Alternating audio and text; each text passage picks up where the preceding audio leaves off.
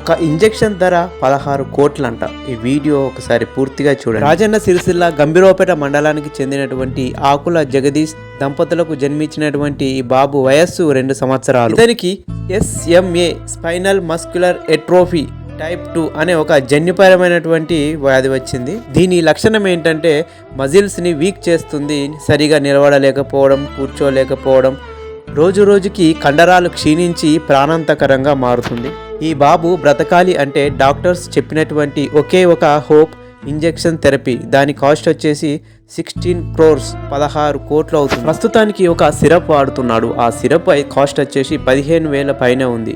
ఆ సిరప్ వాడడం వల్లనే కొంచెం యాక్టివ్గా ఉంటున్నారు అంటున్నారు. ఈ సిరప్ 20 days మాత్రమే వస్తుందట, తర్వాత మళ్ళీ కొనాలి.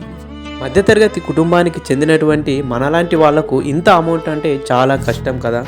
ఈ పేరెంట్స్ అయితే చాలా ఇబ్బంది పడుతున్నారు. ఇలాంటి పరిస్థితి మాకు ఎందుకు వచ్చిందని చాలా బాధపడుతున్నారు. కాబట్టి మనకు తోచినంత ఎంతో కొంత అమౌంట్ అయినా సరే ఈ బాబుకు పంపించి ఈ బాబు ప్రాణాలని కాపాడుదాం. మనం చేసే మంచి పని మనకు జీవితంలో కూడా ఏదో రూపంలో మనకు తిరిగి వస్తుంది. కాబట్టి ఆలోచించండి, ఈ బాబుకి ఎంతో కొంత అమౌంట్ పంపించి హెల్ప్ చేయండి.